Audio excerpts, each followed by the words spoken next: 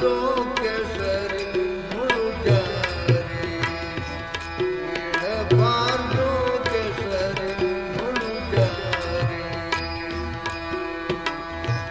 ಬ್ರಹ್ಮನು ಬಿದ್ದನು ರಾಮನು ಗೆದ್ದನು, ಬ್ರಹ್ಮನು ಬಿದ್ದನು ರಾಮನು ಗೆದ್ದನು, ಬ್ರಹ್ಮನು ಬಿದ್ದನು ರಾಮನು ಗೆದ್ದನು, ರುದ್ರ ಒದ್ದಾಡಿದನು ಅದ ತಿಳಿದು ಬಿಡಬಾರ್ದು ಕೆಸರಿ ಮುಳುಗಾರಿ, ಬಿಡಬಾರ್ದು ಕೆಸರಿ ಮುಳುಗಾರಿ.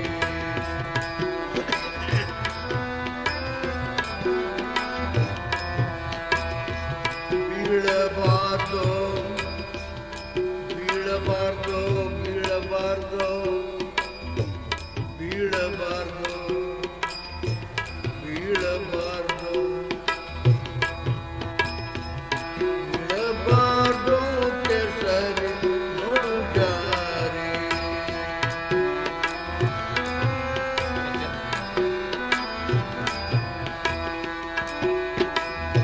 ಹರಿಯಜಾಸುರರೆಲ್ಲ ಅರಳಿಗೆ ಮರುಳರೋ,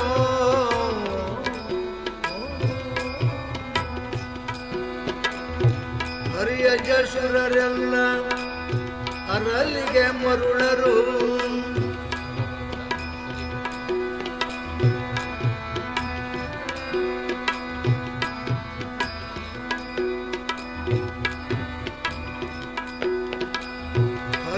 ಹರಿಯಜಾಸುರರೆಲ್ಲ ಅರಳಿಗೆ ಮರುಳರು, ತರವಲ್ಲ ಸರಿದೋಗು ಸರುವಿನ ಹಾದಿಯೋಳು, ತರವಲ್ಲ ಸರಿದು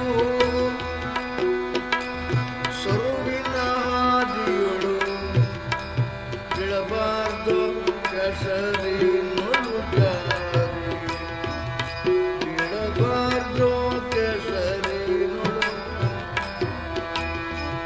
ಬೀಳಬಾರ್ದು ಕೆಸರಿ ಮುಳುಗಾರಿ. ಹೊಸ ಮಳೆಗಾಲದಿ ಶಿಶುನಾಳ ಗ್ರಾಮದಿ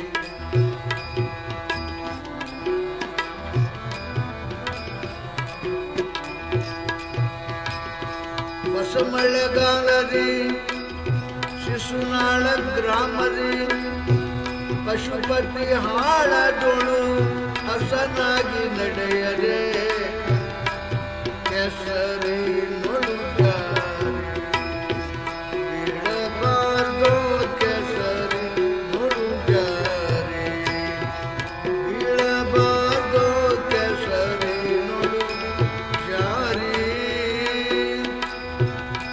ಬೀಳಬಾರ್ದು ಕೆಸರಿ ಮುಳುಗಾರಿ, ಬೀಳಬಾರ್ದು ಕೆಸರಿ ಮುಳುಗಾರಿ.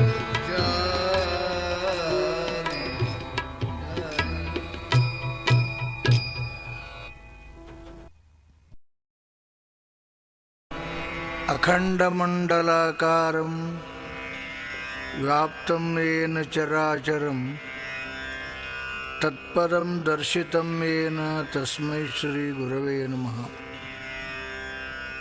ಶ್ರುತಿ ಸ್ಮೃತಿ ಪುರಾಣಾನಾಂ ಆಲಯಂ ಕರುಣಾಲಯಂ ನಮಾಮಿ ಭಗವತ್ಪಾದಂ ಶಂಕರಂ ಲೋಕಶಂಕರಂ. ಆದ್ಯಗುರು ಭಗವತ್ಪೂಜ್ಯಪಾದ ಭಗವಾನ್ ಶಂಕರರ ಚರಣಾರವಿಂದಗಳನ್ನು ಹೃತ್ಕಮಲದಲ್ಲಿ ಧ್ಯಾನಿಸಿಕೊಂಡು ಸದ್ಗುರು ಪರಂಪರೆಗೆ ಪ್ರಣಾಮಗಳನ್ನು ಸಲ್ಲಿಸುತ್ತಾ, ಸದ್ಗುರು ಸನ್ನಿಧಾನದಲ್ಲಿ ಸಮ್ಮಿಲಿತರಾಗಿರ್ತಕ್ಕಂಥ ಶಿವಸ್ವರೂಪಿಗಳೇ, ಶಿಶುನಾಳ ಶ್ರೀಪುರು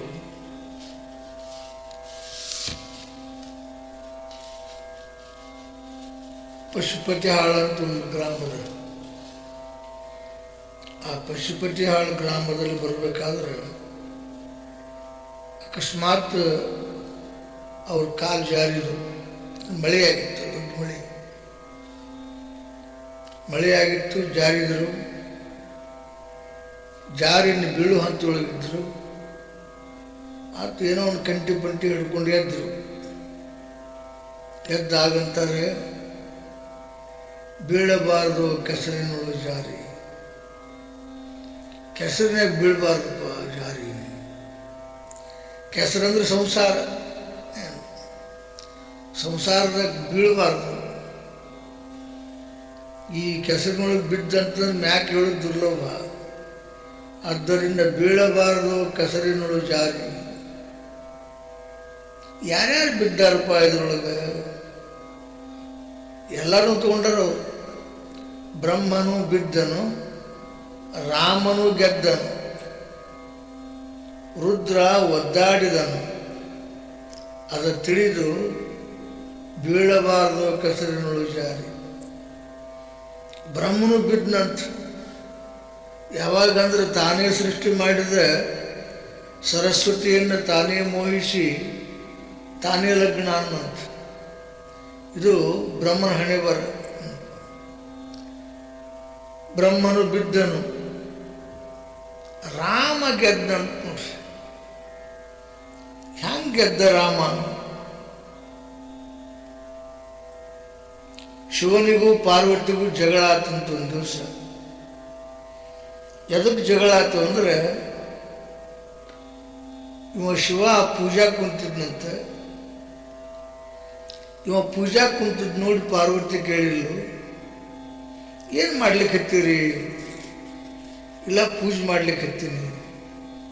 ಅಲ್ಲ, ಇಡೀ ಜಗತ್ತಿನಿಂದ ಪೂಜೆ ಮಾಡ್ತದೆ, ನೀನು ಯಾರನ್ನ ಪೂಜೆ ಮಾಡ್ತೀರಿ? ಹೌದು, ಇಡೀ ಜಗತ್ತಿಗೆ ನಾನು ದೇವರಾದ್ರೂ ನನಗೊಬ್ಬ ದೇವರದ ಅನ್ನೋಂಥ. ಯಾರಿರ್ಬೇಕವ ಅಂಥೇಳಿ ಪಾರ್ವತಿ ಸಮೀಪ ಬಂದು ನೋಡಿರ್ಲು. ಅದು ರಾಮನ ಭಾವಚಿತ್ರ ಇತ್ತು. ಅಯ್ಯೋ ನರಮನುಷ್ಯನ ಚಿತ್ರವನ್ನು ಪೂಜೆ ಮಾಡ್ತೀನಿ ನೀನು. ಅವ ನರ ಅಲ್ಲ, ಅವ ನರತ್ವವನ್ನು ಗೆದ್ದಿರತಕ್ಕಂಥ ಮಹಾಪುರುಷ. ಅಷ್ಟೊತ್ತಿಗೆ ನಾರದರು ಬಂದ್ರಲ್ಲಿ. ಆಕೆ ಪಾರ್ವತಿ ಹೇಳಿಲ್ಲಂತೆ, ನೋಡ್ರಿ, ಅವನು ಎಲ್ಲಿ ಬೇಕಲ್ಲಿ ನಾನು ಕಡುವಷ್ಟು ನನ್ನ ಧೈರ್ಯ ಅದ. ರಾಮನ ಎಲ್ಲಿ ಬೇಕಲ್ಲಿ ನಾನು ತಿರುಗಾಡುವಷ್ಟು ಧೈರ್ಯ ಅದ. ಆ ಚಿಂತೆ ಬಿಡ್ರಿ ನೀವು ಅಂತಂದ್ಲು. ಆಗುದಿಲ್ಲ, ನೀವು ಹುಚ್ಚು ಚಾಕರ ಮಾತಾಡಿ ಯಾರ ಮ್ಯಾಗಾರ ಅಪವಾದ ಕೊಡಬೇಡ ಅಂದ. ಆದ್ರೂ ಕೇಳಿಲ್ಲ. ಆಯ್ತು, ನಾರದಂದ, ನೋಡು, ಸೋತಿ ಅಂದ್ರೆ ನೀ ಕೈಲಾಸದಾಗ ಬರಂಗಿಲ್ಲ, ಗೆದ್ದಿ ಅಂದ್ರೆ ಮಾತ್ರ ಬಾ ಅಂದ. ಆತ, ನಾ ಸೋತ್ರೆ ಕೈಲಾಸ ಬರೋದನೇ ಇಲ್ಲ, ಏನಪ್ಪ ಅದು ಮತ್ತೆ ಬ್ಯಾರೆ ಹೋಗಿ ನಾವು ಮತ್ತೊಂದು ಕೈಲಾಸ ಕಟ್ತೀನಿ ಅಂತಂದ್ಲು. ಆಯ್ತು, ಸೀದಾ ಬಂದ್ಲು. ಎಲ್ಲಿ? ಅರಣ್ಯಕ್ಕೆ ಬಂದ್ಲು. ರಾಮ ಸೀತೆಯನ್ನು ಹುಡುಕಾಡ್ತಾ ಸೀತಾ ಸೀತಾ ಸೀತಾ ಅಂತ ಕನವರಿಸ್ತಿದ್ದ. ಇದ್ರ ನೋಡಿಲ್ಲ ಸೀತೆ, ಯಾರು ಪಾರ್ವತಿ. ನೋಡಿ ಏಕದಮ್ ಸೀತೆಯಾಗಿ ಒಂದು ಕೂದಲು ಸಹಿತ ಫರಕ್ ಆಗದಂಗೆ ಬಟ್ಟೆಗಳು, ಬಣ್ಣ, ಆಕಾರ, ಎತ್ತರ ಪ್ರತಿಯೊಂದು ಎಲ್ಲವೂ ಸೀತೆಯಾಗಿ ಒಂದು ಗಿಡದ ಬಡ್ಡೆಯಿಂದ ಹೊರಗೆ ಬಂದ್ಲು. ರಾಮನ್ ನೋಡಿಲ್ಲು. ರಾಮನ ದಿಕ್ಕ ತಪ್ಪಿತು.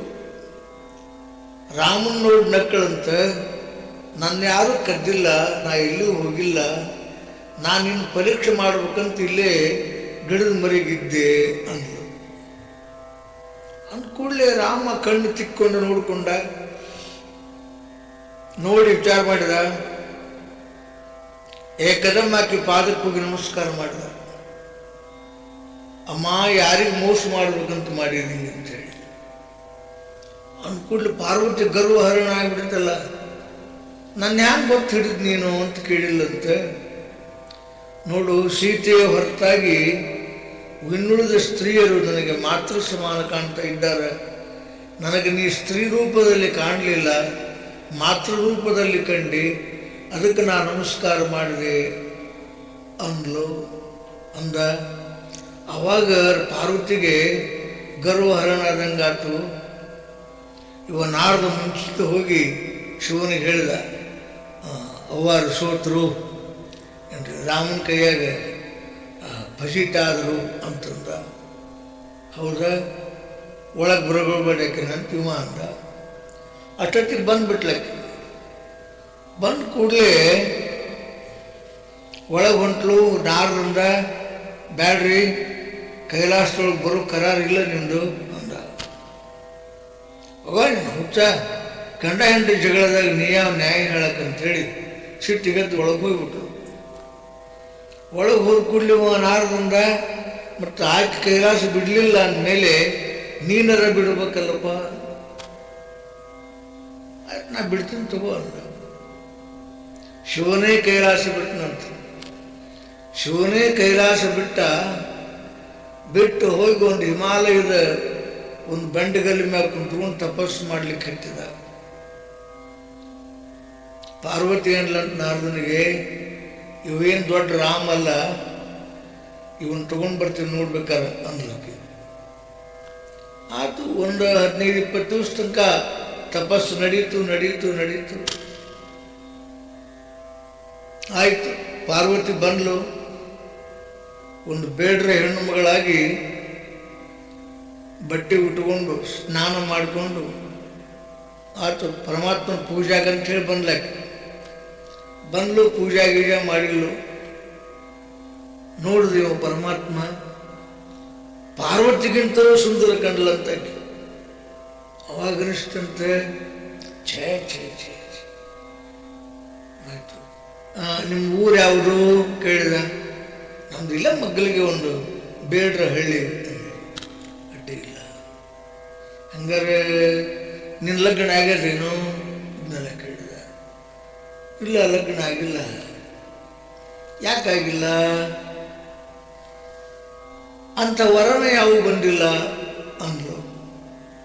ನಿನಗೆ ಎಂಥ ವರ ಬೇಕು ನೋಡು, ಅವ ತ್ರೈಲೋಕ್ಯಕ್ಕೆ ಒಡೆಯನಾಗಿರ್ಬೇಕು, ಏನು ಮತ್ತು ತಪಸ್ವಿ ಆಗಿರಬೇಕು, ಶಾಂತನಾಗಿರ್ಬೇಕು. ಅಂಥದ್ದು ವರ ಇದ್ರೆ ಬೇಕಾದ್ರೆ ನೀವು ಹುಡುಕ್ರಿ ಅಂದ್ರು. ಅಲ್ಲಿ ನಾನೇ ಅದೀನಲ್ಲ ಅಂದ್ಬಿಟ್ಟು,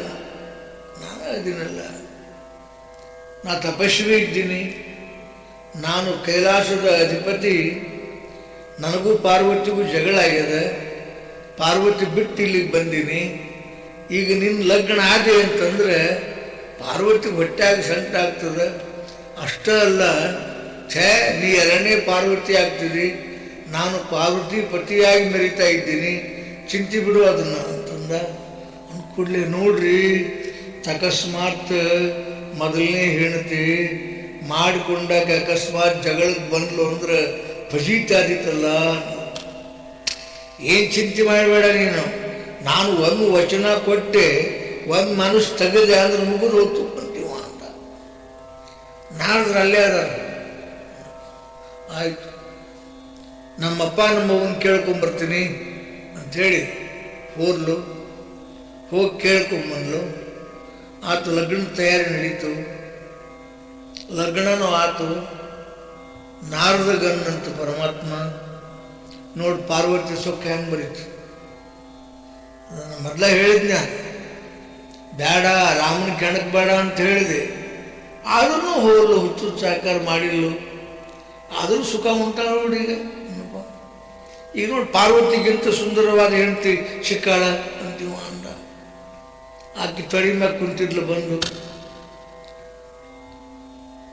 ಆಕೆ ಅಂತಾಳ, ನೋಡ್ರಿ, ಮತ್ತು ಅಕಸ್ಮಾತ್ ಮೊದಲನೇ ಹೆಂಡತಿಗೆ ಗೊತ್ತಾಗಿ ಜಗಳಕ್ಕೆ ಬಂದ್ಲು ಅಂತಂದ್ರೆ ನಾನೇನು ಜಗಳದ ಬಾಯಿ ಹಾಕೋದಿಲ್ಲ, ನೀವ ಜಗಳಾಡೋರು ಅಂತಂದ್ಲು. ಇವ ಹಿಂಗೆ ನೋಡ್ಕೋಂತ ಕುಂತು ನಾನಂದ್ರೆ ಏನು ತಿಳ್ಕೊಂಡಿದ್ದೀನಿ ನೀನು? ನಾನು ಪರಮಾತ್ಮ ತಿಳಿತ, ಒಂದು ಮನಸ್ಸು ತೆಗೆದು ಮುಗಿದು ಹೋತ್ ನಾನು. ಹಿಂಗೆ ಹೊಳ್ಳಿ ನೋಡಿದ, ಪಾರ್ವತಿ ಇದ್ಲು. ತೆಗೆದು ಬಾಯಿ ಮುಚ್ಚಾಕ್ ಬರವಲ್ದು ಪರಮಾತ್ಮನಿಗೆ. ಏನು ಮಾಡಬೇಕು ಅನ್ನೋದು ಗೊತ್ತಾಗವಲ್ದು. ಆಗ ಪಾರ್ವತಿ ಅನ್ಲಂತೆ, ಅಲ್ಲ ನಾನು ಸೀತೆಯಾಗಿ ಹೋಗಿ ರಾಮನಿಗೆ ಭೇಟಿಯಾದೆ, ಸೀತೆಯಾಗಿ ಹೋದ್ರೂ ಕೂಡ ನನ್ನ ನಮಸ್ಕಾರ ಮಾಡಿದ್ನ ಹೊರತು ಮತ್ತೊಂದೇನು ಮಾಡಲಿಲ್ಲ. ನಾನಿನ್ನ ಹತ್ರ ಪಾರ್ವತಿಯಾಗಿಯೂ ಬಂದಿಲ್ಲ, ಬೇಡರ ಕನ್ಯೆಯಾಗಿ ಬಂದೆ. ಆ ಬೇಡರ ಕನ್ಯೆಯಾಗಿ ಬಂದದ್ದಕ್ಕೂ ಕೂಡ ಮೋಹಿಸಿದಿ, ಲಗ್ನ ಆದಿ, ಇದೇ ನಿನ್ನ ವೃತ ಅಂತಂದ್ಲಂತ. ಅವಾಗನ್ನಂತ ಪರಮಾತ್ಮ ರಾಮನು ಗೆದ್ದನು, ರಾಮನು ಗೆದ್ದನು. ರುದ್ರ ಒದ್ದಾಡಿದನು. ಏನು ಆ ಗುಣ ನನ್ನಲ್ಲಿ ಇಲ್ಲ ಅಂತ ತಿಳ್ಕೊಂಡ ರಾಮನ ಪೂಜೆ ಮಾಡಿನ ಹೊರತಾಗಿ ಅದು ಒಂದು ಗುಣ ನನ್ನಲ್ಲಿತ್ತು ಅಂದ್ರೆ ನಾ ರಾಮನ ಪೂಜೆ ಮಾಡ್ತಿದ್ದಿಲ್ಲ ಅಂತ ಹೇಳಿನಂತೆ. ಹಂಗೆ ಬ್ರಹ್ಮನು ಬಿದ್ದನು, ರಾಮನು ಗೆದ್ದನು, ರುದ್ರ ಒದ್ದಾಡಿದನು, ರುದ್ರ ಒದ್ದಾಡಿದ, ಶಿವ ಒದ್ದಾಡಿದ, ರಾಮ ಗೆದ್ದ. ಇಂಥ ಪರಿಸ್ಥಿತಿ ಒಳಗೆ ಸಕಲ ಜೀವರೆಲ್ಲರೂ ಕೂಡ ನಾವು ಗೆದ್ದಿದ್ದೀವಂದ್ರೆ ಆಗೋದಿಲ್ಲ. ಕಾಲಿಟ್ಟಲ್ಲಿ ಜಾರ್ತದ ಸಂಸಾರ, ಅದಕ್ಕೆ ಬೀಳಬಾರ್ದು ಕೆಸರಿನೊಳಗೆ ಜಾರಿ.